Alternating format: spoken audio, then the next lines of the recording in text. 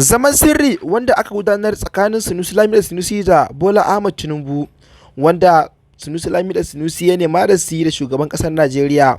To amma ta wani bangaren ana cewa tabbas sunusi Lamido sunusi ya roƙi kujera ne domin ya dawo kan karagar mulkinsa wadda ya bari a jihar Kano.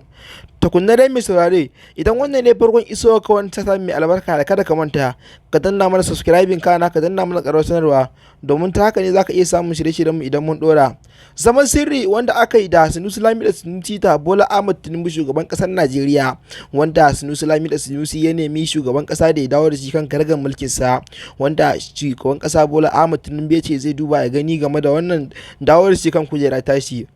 To amma ta wani bangaren bola ahmad tinubu ya yi wata magana inda yake cewa tabbas wannan bukata ta da ya zo da ita bai taba tunanin zai zo da wannan bukata ba, inda a baya ya ce masa, ya nuna masa kamar bai damu ba, amma kuma ashe ya damu a zuciyarsa. Tukunna dai ta wani bangaren tabbas sunusi Lamido sunusi shi ma ya bayyana wata magana inda yake cewa ba kuma bane yake jin ra'ayinsa wajen gudanar da mulkin sa a jihar Kano, sai al'ummar da suke yin sa da dama a jihar Najeriya, inda yake cewa musamman jihar Kano tabbas mutane da dama suna yin sa, inda a ganin ya zo murnar rantsar da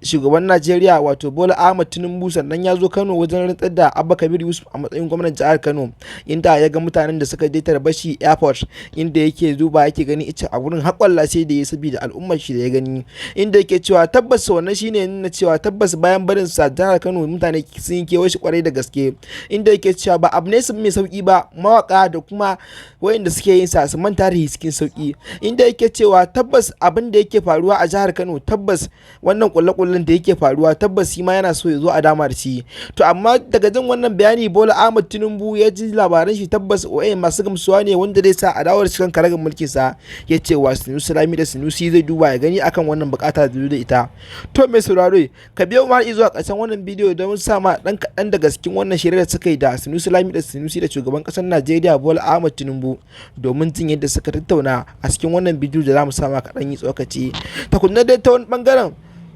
Bola Ahmad Tinubu ya bayyana cewa tabbas zai bayyo ta kan Abba Kabir Yusuf domin tattauna abin tsakanin shi da shi, inda yake cewa tabbas shi ma Abba Kabir Yusuf din zama sirri za su yi da shi. To mai sauraro, idan bayan sun yi zama sirri da Abba Kabir Yusuf, za mu kawo maka wannan labari a cikin wannan chata mai albarka. Amma kada ka manta, idan wannan ne farkon iso wannan chata mai albarka, da ka danna mana subscribing kana ka danna mana ƙarar sanarwa, domin ta haka ne zaka iya samun shirye-shiryen mu idan mun dora. Kada ka manta, Press TV 24 ita ce tashar mai kawo ma labari a kodayaushe a duk inda kake da Najeriya da duniya ma baki daya.